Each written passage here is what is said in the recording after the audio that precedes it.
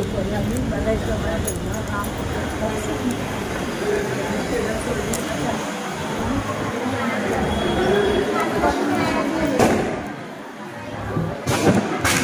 आपले प्रमुख पाहुणे आज आले शेवाळे वहिनी त्यांचा आपण सगळ्यांनी उभा राहून टाळ्याच्या गडगडाट स्वागत करायचं सगळ्यांना विनंती आहे.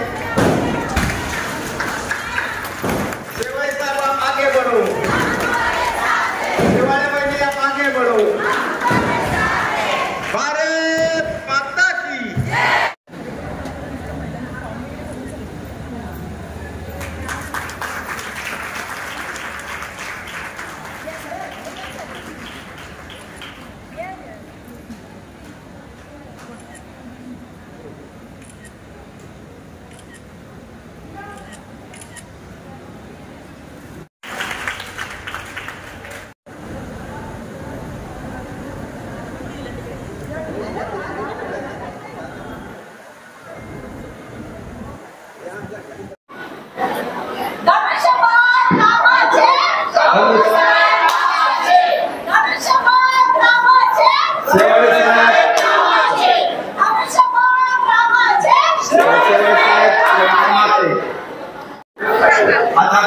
काही समोर बसले आपला सगळ्यांचा आशीर्वाद आपण द्यायचा.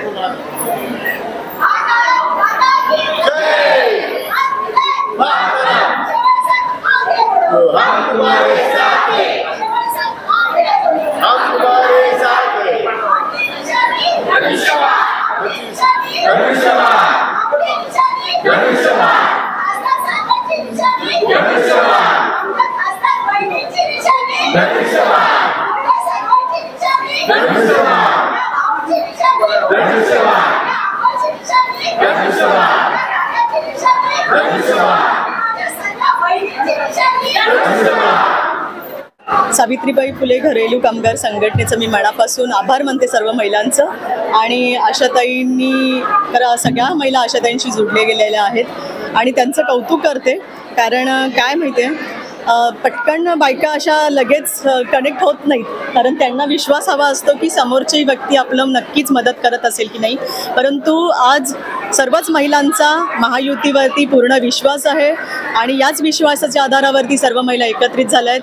आणि आत्ता ज्या ज्या काही योजना आहेत, घरेलू कामगारांच्या ज्या ज्या काही समस्या आहेत, त्या नक्कीच आपण येणाऱ्या सरकारमध्ये नक्कीच त्यांना या समस्यांचं निराकरण करून देऊ. मी नक्कीच सर्व महिलांना आवाहन करेन की तुम्ही हे तुमचं हक्काचं मत आहे आणि तुमच्या स्वाभिमानाचं मत आहे. आणि जेव्हा तुम्ही घरातून बाहेर पडाल तेव्हा तुम्ही स्वतः नाही तर तुमच्या सगळ्या परिवाराला, तुमच्या मैत्रिणींना घेऊन मतदान करा आणि ते पण धनुष्यबाणाला करा. सावित्रीबाई फुले घरेलू कामगार संघटनेच्या वतीने या ठिकाणी दक्षिण मध्य मुंबईचे महायुतीचे उमेदवार सन्मान्य राहुल रमेश शेवाळे साहेब यांना पाठिंबा देण्यासाठी आजचा हा नारी शक्ती संमेलन आम्ही या ठिकाणी घेण्यात आलं होतं.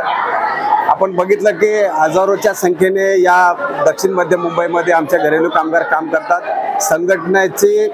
आमच्या संघटनेची स्थापना सन 2000 साली झाली.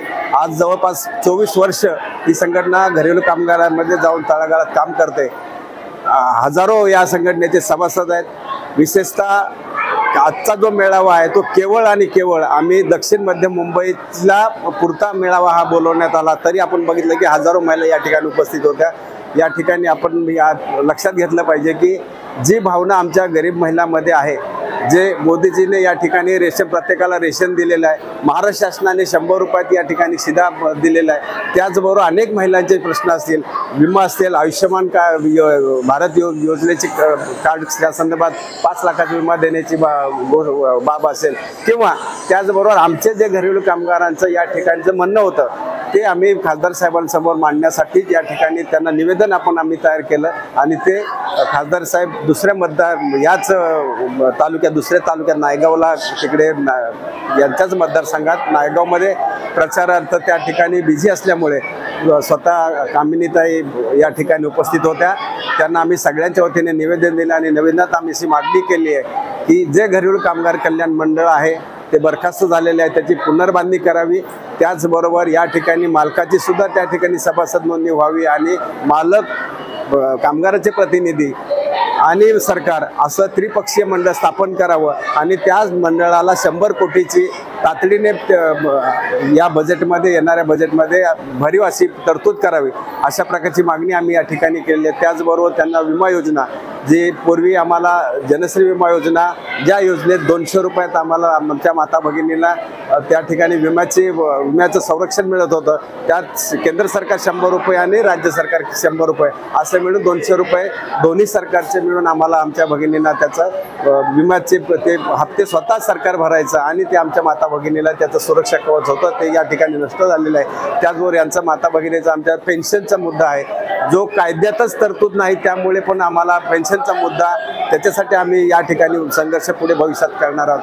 त्याचबरोबर या ठिकाणी आठवड्याची रजा असेल, विम्याचं तर आहेच, मी अनेक वेळा सांगितलं. सन्मान धन जे आहे आमच्या माता भगिनींना, ते वयाच्या 55 वर्षानंतर शासनाने सुरू केलेलं आहे, परंतु कुठल्याही प्रकारचा त्या ठिकाणी अद्याप त्याचा लाभ मिळत नाही. आपण हे बघितलं की जे 90 रुपये शुल्क घेतात नोंदणीसाठी, त्या महिलांचं बायोमेट्रिक कार्ड कारण किंवा रजिस्ट्रेशन करण्यासाठी 90 रुपये शुल्क आकारलं जातं, ते माफ करावं अशी मागणी आमची या ठिकाणी केलेली आहे. त्याचबरोबर नूतनीकरणात सुद्धा 60 रुपये घेतले जातात, ते सुद्धा माफ करावेत आणि केवळ 1 रुपयात महिलांची नोंदणी करावी. अशा प्रकारचे आम्ही अनेक मागण्यांचं निवेदन आम्ही शेवाळेताईंना दिलं. त्यांनी निश्चितपणे आम्हाला या ठिकाणी न्याय मिळवून देण्याचं, सगळ्यांच्या साक्षीने, हजारो महिलांच्या साक्षीने न्याय देण्याचं त्यांनी सगळ्यांनी वचन दिलं. आणि त्याचबरोबर आमच्या महिलांनी या ठिकाणी निश्चितपणे आमचा जो उमेदवार आहे या दक्षिण मध्य लोकसभा मतदारसंघाचा, त्यांना त्यांच्या निशाणी जी आहेत धनुष्यबाण, त्या धनुष्यबाणावर मोठ्या प्रमाणात या ठिकाणी भरभरून मतदान करणार अशा प्रकारची ग्वाही आमच्या तमाम महिलांच्या वतीने शेवाळेताईंना दिली. आणि अशा प्रकारे आमचं हे संमेलन आहे ते निश्चितपणे यशदायी आहे व फलदायी आहे असं आम्ही मानतो. आणि या ठिकाणी जे उमेदवार आहेत आमचे जे आता जरी 1000 महिला असल्या तरी गुणिले प्रत्येकी 4 जरी कुटुंबातले सदस्य पकडले तरी 4000 मतदान निश्चितपणे आमच्या या जिल्ह्यात घरेलू कामगार संघटनेच्या वतीने त्यांना देण्याचं काम आम्ही या ठिकाणी करणार आहोत असं. आणि निश्चितपणे राऊत शेवाळे साहेब या ठिकाणी पुन्हा एकदा तिसऱ्यांदा हॅट्रिक करून मोठ्याच मताधिक्याने निवडून जातील अशा प्रकारचा विश्वास सावित्रीबाई फुले घरेलू कामगार संघटनेला आहे. आज नारी शक्ती संमेलन दक्षिण मध्य मुंबईच्या वतीने घेण्यात आलेले आहे.